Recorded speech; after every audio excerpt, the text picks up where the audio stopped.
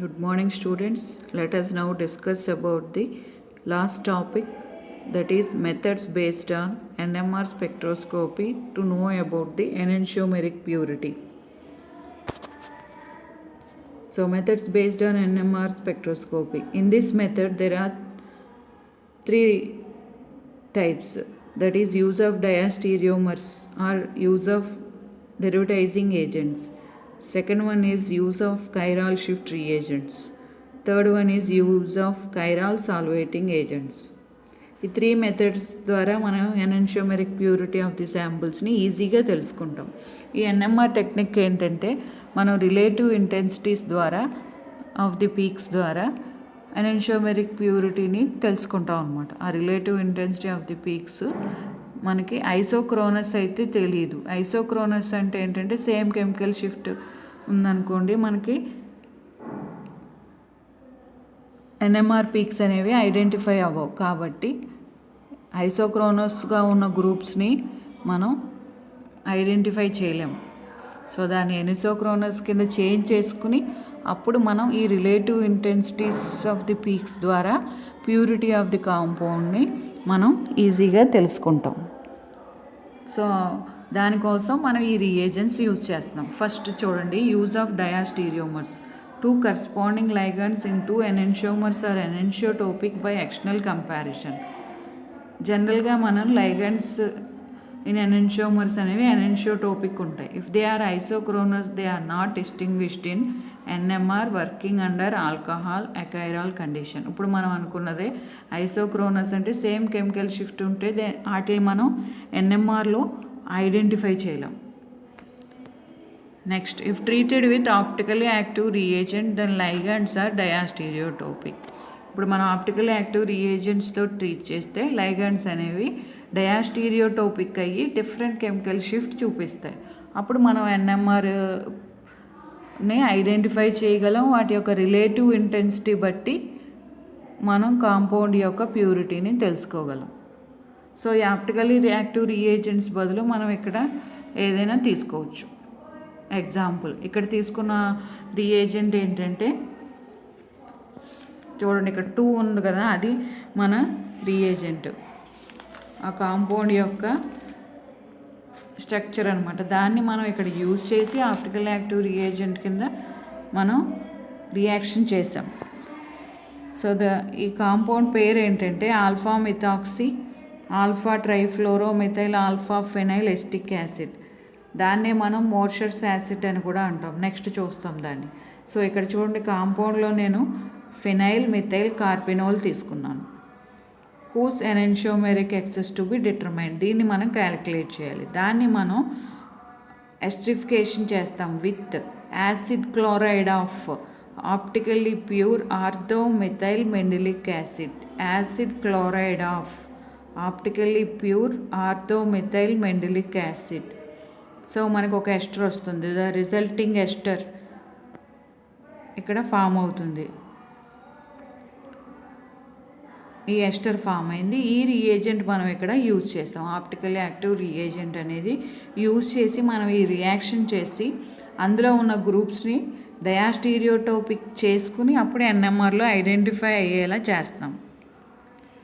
So the methoxyl groups of Mendelate moiety easily detected in proton NMR, one for each of diastereomers, and their relative intensities indicate percentage of ratio of enantiomers in original alcohol.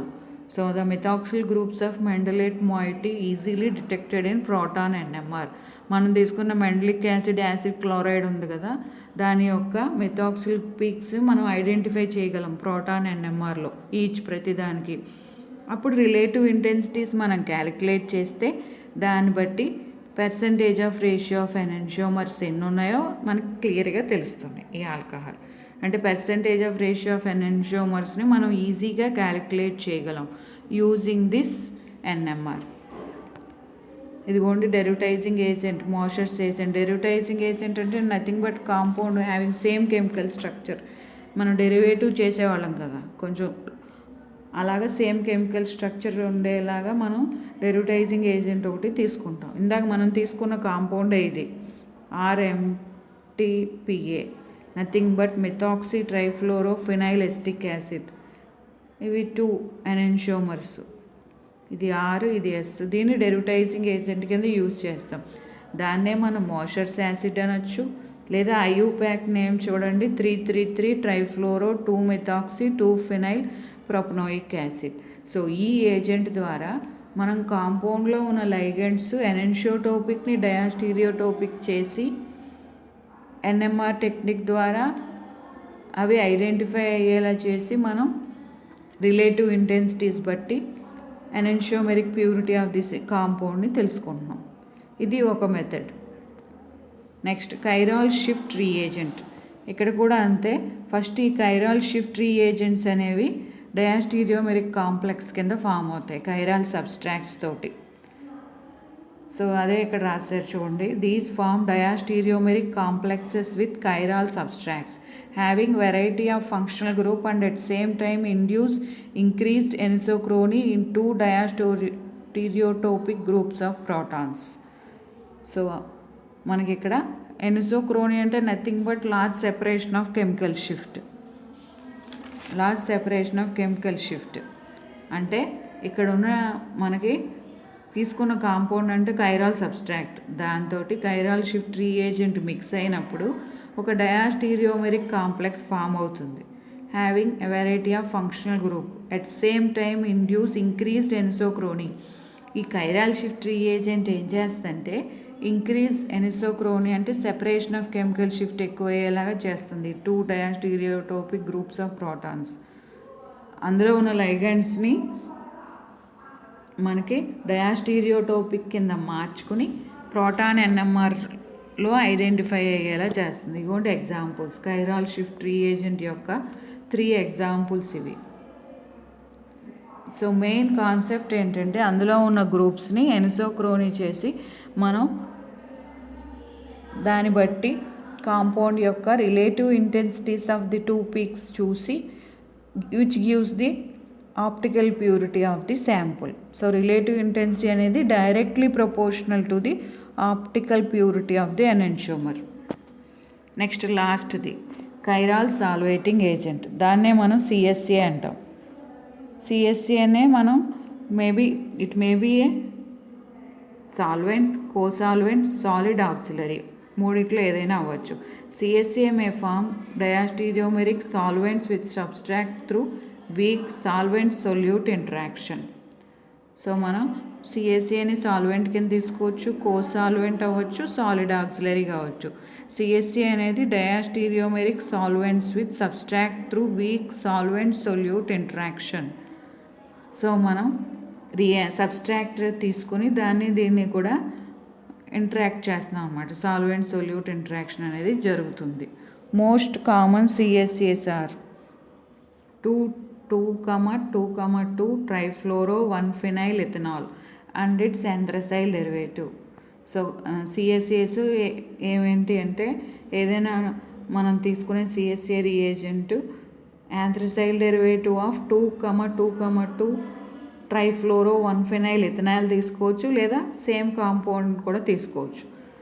ఇది దేంతో అయినా react అవుతుంది. It reacts with alcohols, amines, sulfoxides, phosphines, amine oxides etcetera. దేంతో అయినా react అయ్యి మనకి diastereomeric solvates linked through hydrogen bonds like shift reagent. Shift reagent లాగే work చేస్తుంది ఇది కూడా. అక్కడ మనం అనుకున్నాం కదా, డయాస్టీరియోమెరిక్ కాంప్లెక్స్ కింద ఫామ్ చేసుకుని ఎనిసోక్రోనీ అయ్యి మనకి రిలేటివ్ ఇంటెన్సిటీస్ బట్టి కాంపౌండ్ యొక్క ప్యూరిటీని తెలుస్తుంది. త్రూ ఇక్కడ హైడ్రోజన్ బాండ్స్ ద్వారా లింకప్ అయ్యి ఉంటాయి. Let us see the example. ఇదిగోండి ఎగ్జాంపుల్. ఇక్కడ S is nothing but substract.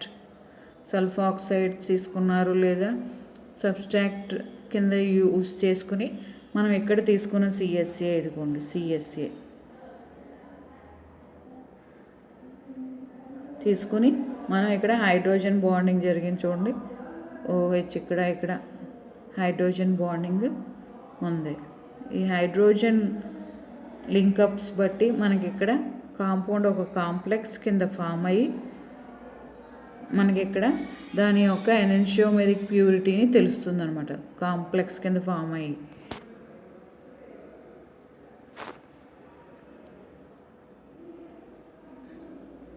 Next here S stands for substrate. S అనేది ఇక్కడ చూడండి, ఇక్కడ ఎస్ అనేది సబ్స్ట్రాక్ట్ కింద తీసుకోవచ్చు. Next enantiomeric purity of S thus be determined from relative intensities of the two peaks. So మనం తీసుకున్న కాంపౌండ్ యొక్క రిలేటివ్ ఇంటెన్సిటీస్ బట్టి మనకి enantiomeric ప్యూరిటీ తెలుస్తుంది. ఇక్కడ మనకి CSA not necessary for CSA maybe optically active. ఇక్కడ సిఎస్సిఏ అనేది ఆప్టికల్లీ యాక్టివ్గా ఉండాలి అని ఏమీ కంపల్షన్ లేదు. So the separation of chemical shifts of anisochronous groups directly proportional to the optical purity. అంటే ఎంత సెపరేషన్ ఉంటే అంత ఎక్కువ ప్యూర్గా ఉన్నట్టు, డైరెక్ట్లీ ప్రపోర్షనల్. ఇక్కడ ఎక్కువ సెపరేషన్ ఉంటే అక్కడ ఎక్కువ ప్యూరిటీ ఉంటుంది, ఇక్కడ తక్కువ సెపరేషన్ ఉంటే అక్కడ ప్యూరిటీ